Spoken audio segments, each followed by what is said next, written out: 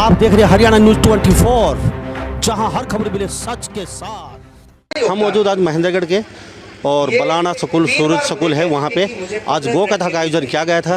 और यहाँ पे अभिभावक के और गुरुकुल के और बड़े बड़े दिव्य आत्मा यहाँ आज आई हुई हैं। महाराज करसन स्वरूप, गोपाल दास और स्वामी अभयदेव जी, और यहाँ दीपक शर्मा डॉक्टर और रविंद्र शर्मा जैसे यहाँ हिमांशु को थोड़ा पीछे मुड़ के दिखा दिया जाए। और यहाँ पे नीरज आर्य जो गौ कथा वाचक थे, उन्होंने गौ कथा का आयोजन किया गया है।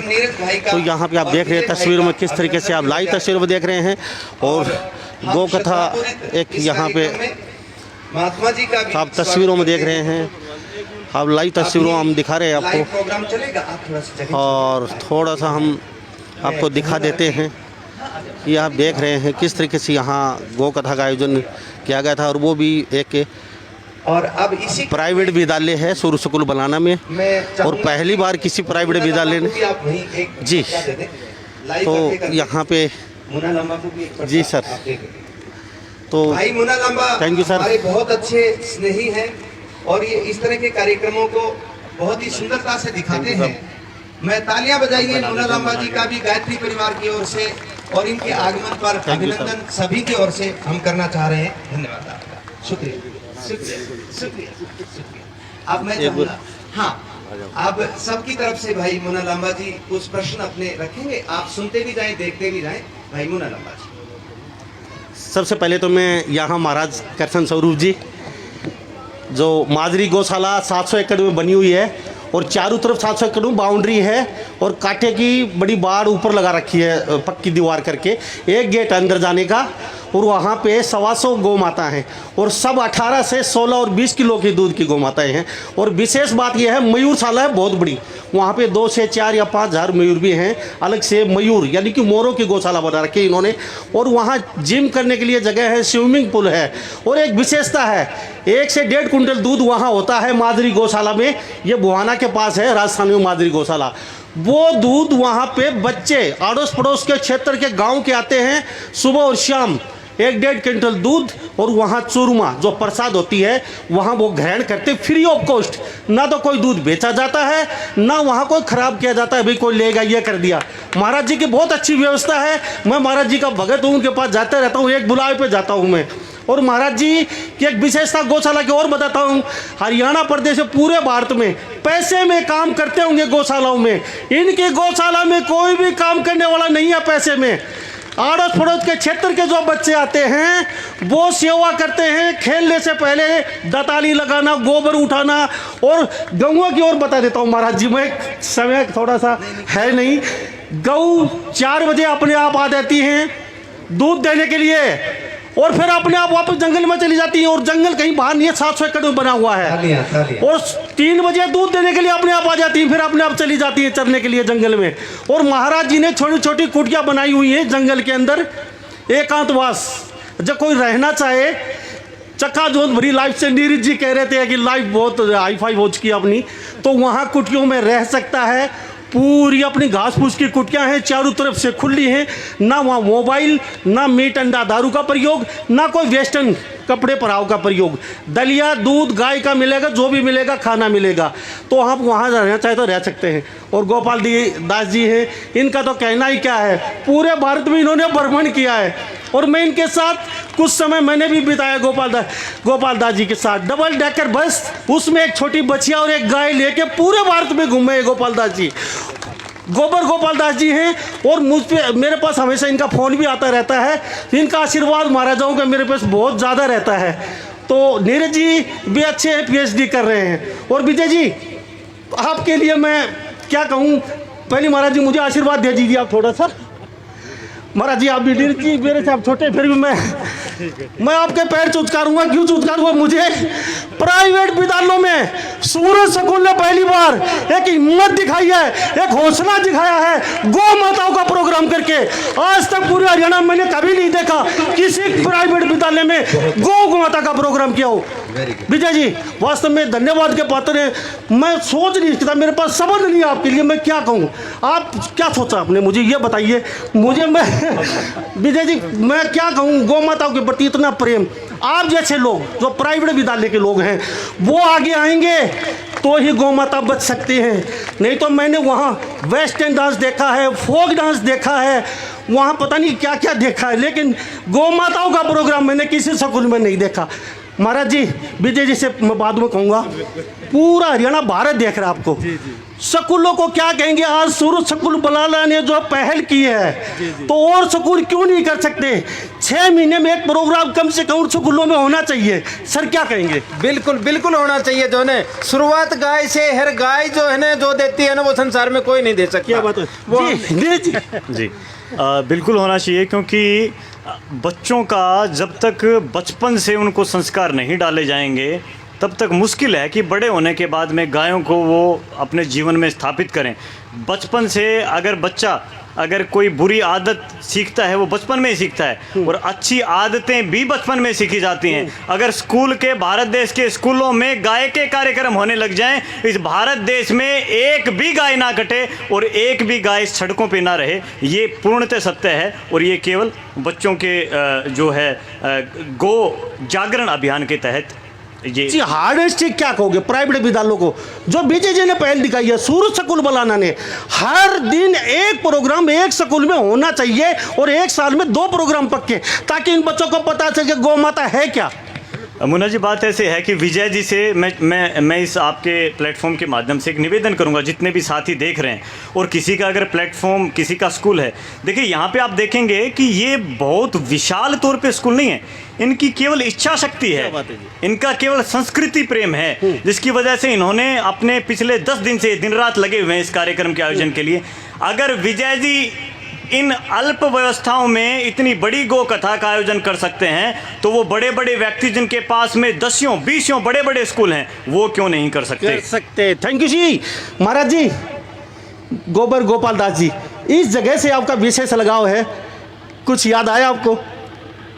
आपने कभी सोचा था हम दोबारा इसी जगह फिर होंगे? ये गौ माता की विशेष कृपा है कि हम सभी गौ भक्तों का एक संगम हुआ और ये इस विद्यालय के माध्यम से विजय जी के द्वारा ये हुआ है। बहुत बहुत बधाई के पात्र। और अगली बात जो आप कह रहे हैं कि क्यों नहीं सभी विद्यालयों में इस प्रकार का हो, तो मैं आपको विश्वास दिलाता हूँ, प्राइवेट विद्यालय क्या सरकारी विद्यालयों में भी हो। तो बच्चे ही नहीं है, लेकिन देखिए है उसमें, है ना। तो इसके लिए नीरज जी का एक सपना है कि गुरुकुल बने। तो मैं इतना कहता हूं कि जितने भी प्राइवेट विद्यालय हैं, जहां तक हमारे संपर्क में देश में हैं, और सरकारी विद्यालय, वहां पर नीरज जी को भेजकर, और हम भी हो सके तो साथ में जाकर जगह जगह जाकर साल में 2 बार कार्यक्रम करवाएं। इसके लिए हम यहाँ के हरियाणा सरकार से भी बात करेंगे और राजस्थान सरकार, 2 सरकार से बात करने की हम आगे योजना बनाकर इस काम को आगे बढ़ाएंगे कि हर विद्यालय में साल में 2 आयोजन गौ विज्ञान कथा के नाम से हो, जिससे हमारे भारत की युवा पीढ़ी उत्तम मार्ग तक पहुंच सके, उसको सद्संस्कार मिल सके, ताकि पढ़ लिख कर जिनकी संतान पढ़ लिख लेती है, अंतोगत्वा उनके माता पिता को वर्धाशाला में ही रहना पड़ता है।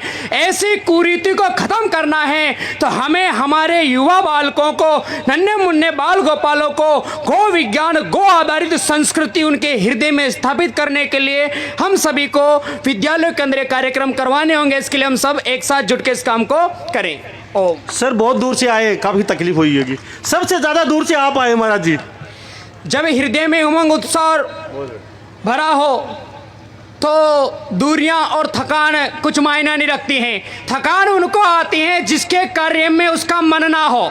जिस कार्य को हम कर रहे हैं उस कार्य में अगर लगन ना हो, कहीं ना कहीं हमारे उत्साह में कमी है, उनको थकान आती है। जिसके हृदय में विजय जी, नीरज जी जैसा उत्साह भरा हो, उनके जीवन में कभी थकान होती नहीं है, हरदम उत्साह उल्लास भरा रहता है। इसलिए मैं एक बार सभी से कहूँगा, विजय जी, नीरज जी के लिए और विजय जी के लिए जोरदार से तालियां बजाएं ताकि इनका उत्साह बढ़े। और एक बहुत बड़ा महासंकल्प कह सकते हैं कि पूरी दुनिया का जो आप लोग सुन रहे हो, इसका एक मॉडल, एक केंद्र बहुत शीघ्र ही आपके सामने प्रस्तुत होने जा रहा है।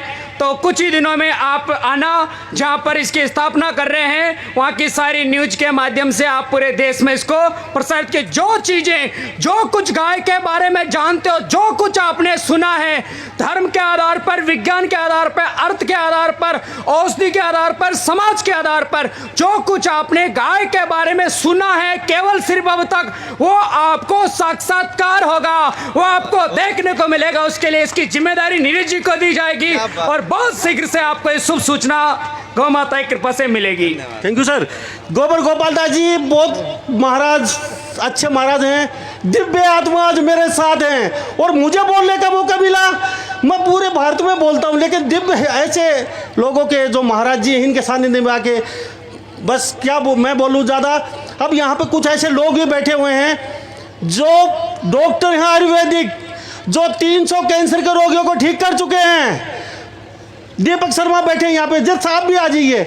और गुरुकुल चलाते हैं वीरेंद्र जी सर, गुरु माता हैं गुरुकुल जी, आप भी आ जाइए जी। और करसन स्वरूप जी महाराज जी की एक विशेषता है, जो मोर हैं उनको जब भी बुलाइए इनके पास आ जाते हैं, इनके हाथ से खाना खाते हैं। और नीरज जी आपकी तो कितनी व्याख्या करूं, बहुत कम है सर। बहुत जल्द ही नीरज जी PhD करे हैं गो माताओं के ऊपर, आपके सामने होगा सब कुछ जो क्या है। और नीरज जी कुछ देर पर एक बात बोल रहे थे, एक रोटी जो बुजुर्ग महिलाएं हैं वो पहले डालती थी, निकालती थी, हमारा घी लगा के रख देती थी, लेकिन आजकल की जो पढ़ी लिखी हमारी मातर शक्ति हैं, उनका तो नीरज जी अलग ही कुछ रवैया है। गौशालाओं की गाड़ी में देखता हूं, मैं ज़्यादा नहीं कहना चाहूँगा, जो खाना कुत्ते बिल्ली हम हाथ में लगाना नहीं समझते, बिल्कुल फफूंदी लग जाती है, वो रोटियां उठा के कूड़े के बाहर डालनी पड़ेंगी, कूड़ी में ले जाके वो गाड़ी में डालती हैं। क्या आप अपने बेटे को खिला सकते हैं क्या, जो गौ माताओं के लिए वो रोटियां डालती हैं? और ऐसी ऐसी वेस्टेज चीज़ें हमने गौशाला की गाड़ी में देखी हैं, हम ज़्यादा कहना नहीं चाहेंगे। नीरज जी इसके लिए क्या कहेंगे? देखिए, जो आपने बोला है कि गाय माता को तो भारतीय जो धर्म है, संस्कृति, वो आधार है। अभी जो सबसे ज़रूरी चीज़ है उसको अगर आप कूड़ा खिलाओगे तो आपको तो महापाप लगना ही लगना है। और इस कल हमारी चर्चा चल रही थी शास्त्री जी के साथ में, दुनिया में दो ही चीज़ें हैं, कर्म और कर्म का फल। तीसरी कोई चीज़ ही नहीं है दुनिया में। जो अगर फफूंदी वाली रोटी देगा या देगी, बुढ़ापे में उसके बेटे और बेटी भी उसको फफूंदी वाली रोटी देंगे। बहुत अच्छी बात। दीपक जी, डॉक्टर दीपक जी हैं, आयुर्वेदिक डॉक्टर हैं। मैं परसों इनके, मेरे मित्र हैं बहुत साल पुराने, परसों इनके पास बैठा हुआ था महाराज जी, तो इतना एक वहाँ शख्स आ गया अभी परसों, पूरा सब कुछ उसका ख़त्म, पानी गिर रहा, बदबू इतनी बुरी तरह। मैं अंदर बैठा, उल्टी शुरू होगी, मैं बाहर निकल गया। वहाँ पे डॉक्टर साहब ने तुरंत कहा उनको, बोलो जी डॉक्टर ने मुझे ये कहा है, 15-20 लाख रुपए ले लिए, अब मरने वाला है, यहाँ से जा, यहाँ मत रखो इसको, बदबू आ रही है, बाहर ले जाओ। डॉक्टर ने आते ही कहा ठीक हो जाएगा, 1 महीने मेरी दवाई लीजिए, मैं विश्वास से कहता हूँ ठीक हो जाएगा। मैंने डॉक्टर साहब को देखा है बहुत नज़दीक से, ऐसे ऐसे लोग कीड़े पड़े हुए, मुंह में कैंसर, कीड़े पड़े हुए, इशार का एक बुजुर्ग आदमी बदबू मार रहा, आज वो स्वस्थ है 9 महीने में। एक आदमी की जीभ कट चुकी थी, बिल्कुल छोटी सी जीभ रह चुकी महाराज जी, और वो आदमी बचने वाला नहीं था, आज वो स्वस्थ है, यही नज़दीक का है। तो दंग रह गया मैं। गौ माता की तो महिमा ही अलग है। सिर्फ गौमूत्र में अर्क बनाया जाता है, डॉक्टर साहब मुझे बताते हैं, अर्क तुलसी का अलग अलग, इतना तो मुझे ज्ञान नहीं, लेकिन महाराजों के सानिध्य में आके मुझे इतना पता है, दूर चला है। कम से कम 100-150 पेशेंट इंतजार कर रहे हैं, आपके पास फ़ोन पे फ़ोन आ रहे हैं, आपने इतना कीमती समय दिया आज यहाँ पे आके, तो क्या कहेंगे इसको लेके? मैं तो लांबा साहब यहाँ पर मंच में उपस्थित सभी लोगों में अपना मेरा सम्मान मिला। मैं एक ही बात कहूँगा, मेरी मृत्यु मेरे सामने खड़ी थी जब सिर्फ गौ माता के गौमूत्र से मैं ठीक हुआ हूँ। तो इतना बड़ा विज्ञान गौ माता के प्रति है, तो आप लोग सब भी अपने घर में गौ माता को रखें, और सिर्फ गौमूत्र से सारी जितनी भी बीमारी है, जो नीरज भाई ने कहा है बिल्कुल सत्य का है, और उसी को लेकर मैं लोगों को ठीक कर पा रहा हूँ। एक बात और कहना चाहूँगा, इनके पीछे एलोपैथिक डॉक्टर भी लगे हुए हैं।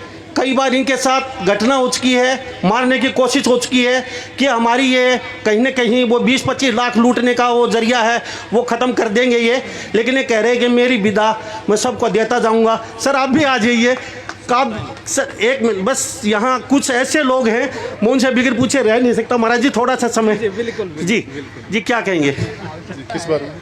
क्या लगता है आज यहाँ आके आपने इतनी कीमती समय निकाला और आप सारी नाड़ी देख के बता देते हो, क्योंकि मैं एक दिन बैठा हुआ था आपके पास, दिल में छेद था, एक छोटी बच्ची आई थी, डॉक्टर ने बोला था उसको हम 19 लाख रुपए ले लेंगे, 20 लेंगे, आपके पास आई, आपने घर वालों को नहीं बताया, आपने मेरे को बताया इसके दिल में छेद है, आपने तुरंत एक ऐसी दवाई दी थी और वो लड़की भी ठीक हो चुकी बाद में, क्या कहेंगे?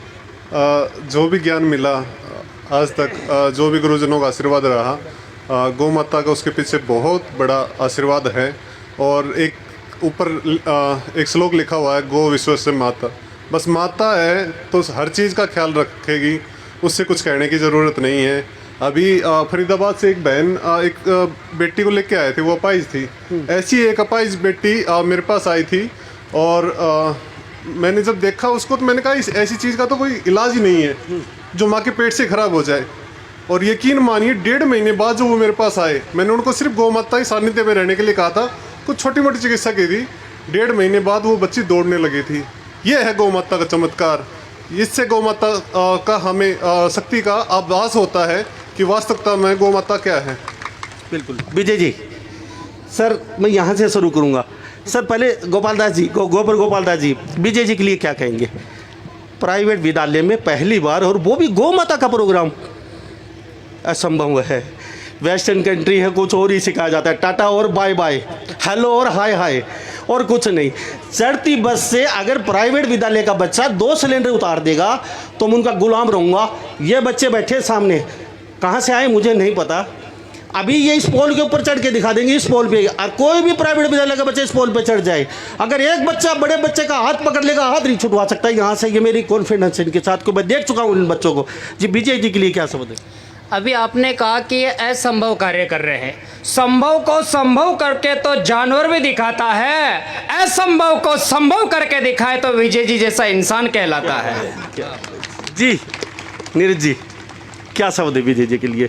किसी विद्यालय ने पहल की है और वो भी इतनी बड़ी, नहीं तो गौ माताओं के प्रति तो सोच अलग है विद्यालयों की। ये वास्तव में बड़ी ही सराहनीय और बड़ी ही अद्भुत पहल विजय जी ने, और क्योंकि महेंद्रगढ़ एक शिक्षा का हब है और उस शिक्षा के हब में सबसे पहले इन्होंने जो शुरुआत की है वो महेंद्रगढ़ ज़िले के ही नहीं अपितु पूरे हरियाणा ज़िले के स्कूलों के लिए एक तरीके से प्रेरणा का काम आदरणीय भाई विजय जी ने किया है। क्या बात है जी। करशन स्वरूप जी, आप हमेशा हंसते रहते हैं, कभी गुमसुम नहीं रहते, और गोबर गोपाल दास जी गुमसुम रहते हैं, पता नहीं ये क्या सोचते रहते हैं, लेकिन आप हमेशा समाई रहती है आपके चेहरे पे। ऐसे महाराज बहुत कम मिलते हैं आप जैसे। जी विजय जी ने बहुत सुंदर काम करे साहब। ऐसे जो ना और स्कूल वाला भी शिक्षा लेऊंगा, और जो बच्चा है ना राशन जो पढ़ के जाऊंगा वो उनके भी दिमाग में रखे गाय के प्रति जो है ना आपने भी लगाव रखना चाहिए, गाय की सेवा करनी चाहिए। और बहुत बहुत धन्यवाद को पात्र है विजय जी। जी एक विश्वास दिला के जाइए जी, आगे आने वाले समय में राजस्थान में जितने प्राइवेट विद्यालय आपके नज़दीक के जी, कितने विद्यालयों में प्रोग्राम होगा? हर 6 महीने में या साल में दो प्रोग्राम प्राइवेट विद्यालयों में एक दिन? बिल्कुल प्रयास रहेगा, बिल्कुल प्रयास रहेगा। कोई भी जो है ना वो समय निश्चित कर लेंगे, फिर बाद में बताया जाएगा। बिल्कुल जी, क्या कहेंगे? बस विजय जी जैसी दिव्य आत्माएं कोई होती हैं, इन्होंने शुरुआत की है, शायद एक बड़े बदलाव आ सकता है इनके इस कार्य से। इसी के साथ विजय जी को बहुत बहुत शुभकामनाएं। विजय जी, बहन जी आप भी आई हैं, कुछ बोलेंगे? आप गुरुकुल से आए हैं, क्या कहेंगे? आप सभी को नमस्कार, वंदे मातरम। मैं समस्त यहाँ पे ये जो कार्यक्रम आयोजित किया गया है इन सब का, इनमें जो भी सहभागी रहे, तहे दिल से, दिल की गहराइयों से उनका हार्दिक आभार करती हूँ, जिन्होंने हमें और हमारे नन्हे नन्हे बच्चों को अपना कीमती समय दिया। उनका बहुत बहुत आभार और धन्यवाद। परमात्मा अच्छे कार्य करने वालों को ताकत दे, सद्बुद्धि दे। जय हिंद, जय भारत, वंदे मातरम। अब यहाँ जो बच्चे बैठे हैं, जो अभिभावक बैठे हैं, देख रहे हैं ना, इन लोगों के पास मिलने के लिए 2-2 घंटे का वेट करना पड़ता है, और आज ये आपके बीच में हैं। ये 2 दिव्य आत्माएं हैं। आप ये सदैव वैसे ही आगे यहाँ गा के बजा के चले जाएंगे, कुछ लोगों के मन में होगी, किसी के नहीं होगी, लेकिन इनसे मिलने के लिए बहुत मशक्क़त करनी पड़ती है। ऐसे ऐसे यहाँ लोग मौजूद हैं जो आदमी मृत्यु में चला जाता है उसको भी जिला देते हैं। ऐसे ऐसे सिद्ध पुरुष यहाँ मौजूद हैं। आदरणीय सुखबीर जी हैं, सुखबीर जी। जो गल्फ कंट्रीज में मुस्लिम देशों में गाय का प्रचार प्रसार ये अभी भारत आए हैं। हाँ। और वहाँ पे इन्होंने एक लाइब्रेरी ही गाय माता को समर्पित कर दी और वहाँ पे मुस्लिमों को गाय के पत्रक अपनी उर्दू भाषा में ट्रांसलेट करके बांटते हैं। क्या बात है जी, उर्दू भाषा में जी क्या कहेंगे? अरबी भाषा। अरबी भाषा। अरबी। ये जो आदरणीय सूरज जी के माध्यम से प्रोग्राम हो रहा है, बालक मन की कोमल चित्त वृत्तियों पर जो प्रभाव पड़ जाते हैं वो अमिट हो जाते हैं। और मैं ज़्यादा कुछ नहीं कहूँगा, सभी प्यारे बच्चे अगर मेरे साथ सुनना चाह रहे हैं और हमारे नीरज जी ने जो एक विचार दिया है ये आगे एक बहुत ही कमाल का काम करने वाला है। सभी मेरे साथ बोलें, आप सभी बोलिए। एक जो सोच बना रहे, देखिए 1 घंटा से कभी मैं सुन रहा था वैज्ञानिक तकनीक द्वारा, क्योंकि कथा सुनाने का समय गया, अब तो कथा बनाने का समय आ गया। कथा बना रहे हैं लोग, ये लोग, और आगे बहुत बड़ी कथा बना के मानेंगे। तो बोलिए मेरे साथ, सोच बनती है तो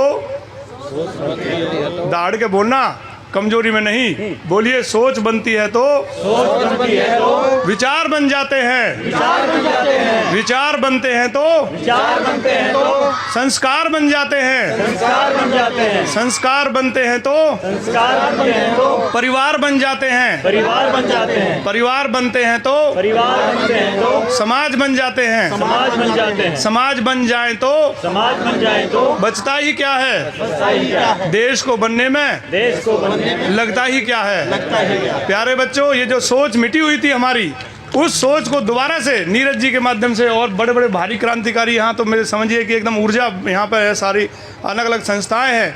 इसका उल्टा था पहले, क्योंकि उन लोगों ने इसी बात पर काम किया, सोच मिटाओ इनकी, चोटी धोती सब फटवा दो, चोटी कटवा दो, ऐसा काफ़ी सोच उन्होंने मिटा डाली। क्यों?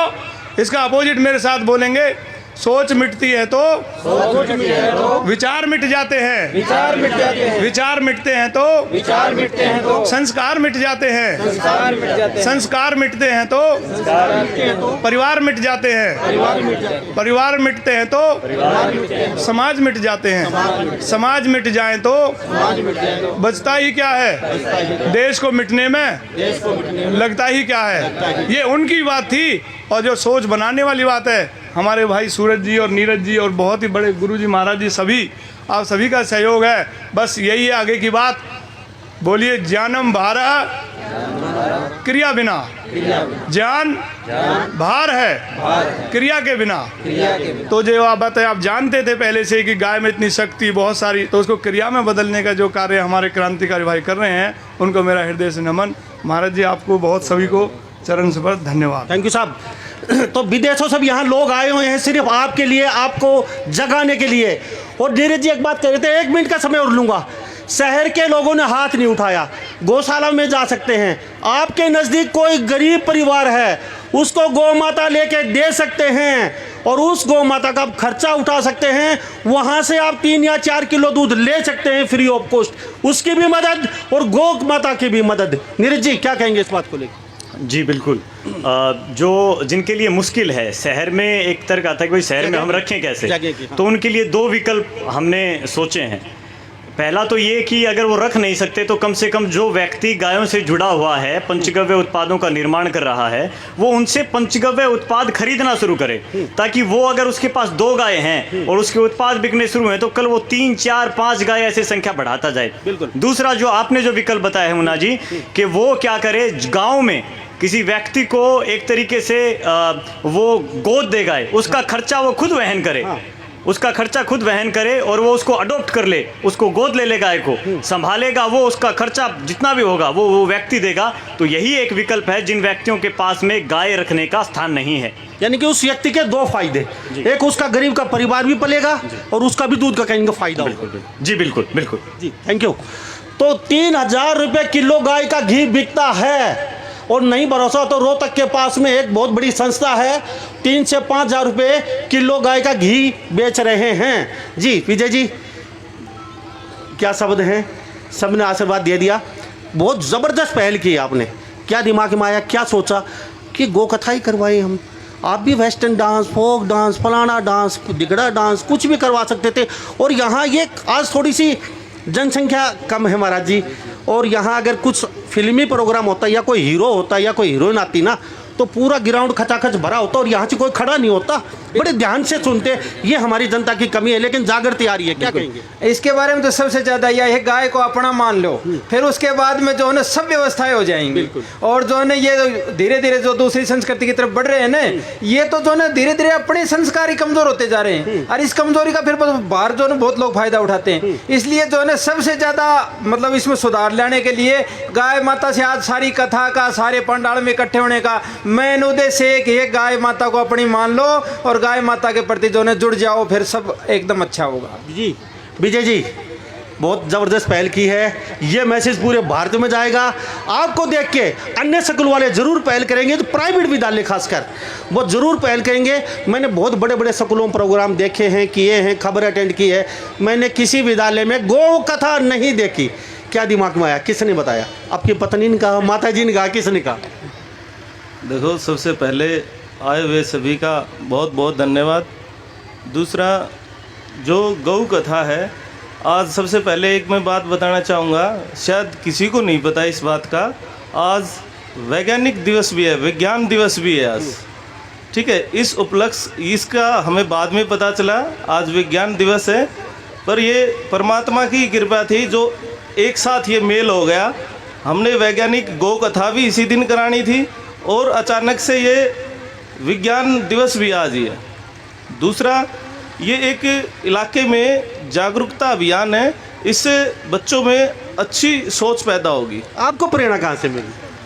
क्योंकि गौ कथा प्राइवेट विद्यालय कहीं ना कहीं थोड़ा सा सोचने पे मजबूर हो जाते हैं। प्रेरणा जरूरी नहीं किसी से मिले, प्रेरणा खुद भी आदमी अब पब्लिक को देख के ना, यहाँ के इन्वायरमेंट को देख के ना, यहाँ के इलाके को देख के ना, प्रेरणा खुद ऑटोमेटिक भी क्रिएट हो जाती है।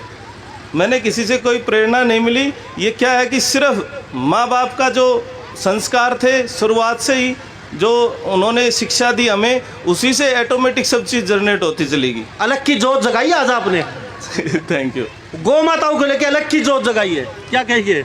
ऐसा है सर, ये ठीक है, हमने शुरुआत की है अभी इस क्षेत्र में। मैं चाहूँगा सभी जो साथी स्कूल वाले हैं वो भी इसको अपनाएं, और ये अच्छा प्रोग्राम है, धार्मिक प्रोग्राम है, और ये इस चीज़ को इलाके में सबके लिए पॉजिटिव थिंकिंग के लिए ये सबसे अच्छी बात है। 6 महीने बाद फिर होंगे यहाँ पे। अब की बार हम अपेक्षा करते हैं पूरा खचाखच भरा होगा, नहीं तो समय आने वाला है, मजबूरी हो जाएगी सबको गौ माता घर पे रखनी। अभी थोड़ा 5 साल और रुकिए। नीरज जी ने बताया 5 साल की बात है बस। हर घर में कैंसर का रोगी बैठा है। एक्चुअली हमारे पास समय नहीं था बिल्कुल भी। 3 दिन पहले हमने डिसाइड किया था इस चीज़ का। पहले विचार चल रहा था 1 वीक से, भाई गौ कथा कराएंगे। 3 दिन से पहले ही हमने बिल्कुल फाइनल किया था गौ कथा करानी है। और इतने शॉर्ट टाइम में जिन पेरेंट्स ने हमारा सहयोग किया आके ना, और जो बाहर से जो लोग आए हुए हैं उन्होंने जो सहयोग किया है, उसका मैं बहुत बहुत धन्यवाद देता हूँ। और आगे आने वाले समय में अगली जो गौ कथा होगी उस पर डॉक्टर नीरज आर्य जी हैं, वो सर्च कर रहे हैं और इस कथा को और आगे लेके जाएंगे। और आगे जो कथा होगी उसमें ये मेरा वादा है, ये पूरा पंडाल खचाखच भरा मिलेगा। थैंक यू जी। तो हमारे साथ ये सभी दिव्य आत्माएं मौजूद हैं और इनके सानिध्य में आप लोगों को वचन प्रवचन कुछ भी गौ माता के प्रति सुनने के मिला, ये आपका भी सौभाग्य है। कई लोग कहते हैं भैंस दूध ज़्यादा देती है। महाराज जी के पास 18 से 20 किलो दूध की 125 गायें हैं। माजरी गौशाला बुहाना के नज़दीक जाके देख सकते हो आप। गाय अच्छा दूध देते हैं। कई माताएं बहनें कहती हैं गाय के दूध में चाय बढ़िया को नहीं बने। हम तो जद रखा है भैंस ने। महाराज जी क्या कहोगे? महाराज जी चाय बढ़िया कौन बने? कई माताएं कहती हैं चाय पियो ही मत, दूध पियो ने गाय को। वो चाय से कितना गुण ज्यादा अच्छा है ने। पर यो जो ने जो काम में लेके देखेगो ना गाय का दूध ने, वो ही गाय का दूध की गुणवत्ता जानेगो। नहीं तो दूर से गाय लात मारे है, गाय जो है ना दूध अच्छे को नहीं मिले और उनको में फैट कम है, ये सब वही वो बात करेंगे जो गाय के नज़दीक नहीं है। जो गाय के नज़दीक जाके देखेगा ना, वो गाय का आनंद वो जो है खुद ही वर्णन से परे है। सभी जमींदार भी एक गाय जरूर रखे जी। महाराज जी पूरे भारत के लोग देख रहे हैं अभी, क्या संदेश देंगे? एक गाय कम से कम जरूर होनी चाहिए हर घर में। अगर नहीं हो तो गौशाला में अडोप्ट कर लो, या फिर हम किसी गरीब को अपने गौशाला माता लेके दे सकते हैं। क्या कहोगे? अगर अंतिम शब्द सुनना चाहते हो तो यही है कि जिस घर में गाय नहीं वो हिंदू नहीं है, जिस घर में गाय नहीं वो हिंदू कहलाने का अधिकारी नहीं है, जिस घर में गाय नहीं उस घर का संत को कभी पानी नहीं पीना चाहिए, ब्राह्मण को उस घर का कभी अन्न नहीं खाना चाहिए, और ऐसे घर पर भूल कर कभी भी बेटी नहीं देनी चाहिए। वो घर तो मरे मुर्दे को जलाने वाला एक शमशान घाट के तुल्य है। जिस घर में गौ नहीं वहां पर अतृप्त आत्माएं भूत प्रेत होते हैं, उस घर में ग्रह क्लेश, पितृदोष, श्राप इत्यादि बाधाएं उत्पन्न रहती हैं। अगर इन सर्व समस्याओं का समाधान चाहते हो तो अपने जीवन में एक गौ की सेवा को स्थापित कर लीजिए। थैंक यू जी। डॉक्टर साहब, डॉक्टर ने जवाब दे दिया था एलोपैथिक ने कि आप सिर्फ 5 दिन जिएंगे, 5 दिन में मरने वाले हैं, घर जाइए। ये गाड़ी में डाल इनको घर लेके आए थे, उन्होंने राजीव दीक्षित का सीडी सुनी, उसके बाद खुद अपना इलाज किया, फिर चेन्नई गए, चेन्नई जाके इन्होंने कोर्स किया, अब 300 रोगियों को ठीक कर चुके हैं, शुगर, बड़ी बड़ी बीमारियों को। डॉक्टर साहब ऐसा ही है? हाँ जी, बिल्कुल सही कह रहे जी। जो असाध्य रोग थे सभी राजीव दीक्षित की प्रेरणा की वजह से और पंचगव्य की वजह से आज मैं सबको स्वस्थ कर पाया और अपने आप को भी स्वस्थ रख पाया। तो बिना गौ के कुछ नहीं है। अगर गौ को घर में रखोगे तो कभी ज़िंदगी में डॉक्टर आपके घर में, कभी वैद्य आपके घर में नहीं आएगा। ये मेरा खुद का अनुभव है। और डॉक्टर ऐसे हैं, ऑस्ट्रेलिया, साउथ अफ्रीका, दुबई, सबसे यहाँ लोग आते हैं। ये अपने पास से भी किराया दे देते हैं लोगों को। दवाई का किसी के पास है तो दे दीजिए, नहीं है तो ले जाइए। जी महाराज जी। आप इनके लिए, दीपक जी के लिए कह रहे हो तो एक बार दीपक जी को हमें भी आजमा लेना चाहिए। तो फिर बाद में शुरुआत कर ही दें। तो नीरज जी से और अपने वीरेंद्र जी हैं, आप इधर से दीपक जी हैं, एक नरेश जी हैं समालका से। इस प्रकार से 5 पंचगव्य विशेषज्ञों की टीम लगेगी और हर बीमारी के 5-5 पेशेंट लिए जाएंगे, जिसमें से मुख्य बीमारियां 3 ली गई हैं, वो आपको पता चल जाएगी। उनके ऊपर एक वैद्य के पास 3 बीमारियां दी जाएगी और एक बीमारी के 5 रोगियों की, अर्थात एक वैद्य के पास 15। इस प्रकार से 5 वैद्य लगेंगे, अर्थात यूँ माने तो 5 वैद्य लगेंगे तो 5 25, एक बीमारी के 25 पेशेंट होंगे और 5 वैद्य उनको ठीक करेंगे। इससे जो रिजल्ट आएगा वो हम सभी के माध्यम से या पत्रकारों के माध्यम से पूरे देश में पहुंचेगा। जी बिल्कुल सही बात है। जी सर, क्या कहेंगे? मैं कह रहा हूँ थोड़ा शॉर्ट टाइम किसी कुछ कहना है? Thank you. तो मैं यहाँ पे आया, आपको बड़े बड़े जो संत पुरुष उनकी बातें सुनवाई, उनसे मिलवाया और इनका कृपा हमारे पे हमेशा बनी रहती है। तो सभी इन बातों के साथ मैं मुन्ना लांबा मेरे सहयोगी हिमांशु लांबा के साथ हरियाणा न्यूज़ 24। नमस्कार, जय हिंद। आप देख रहे हैं हरियाणा न्यूज़ 24, जहां हर खबर मिले सच के साथ।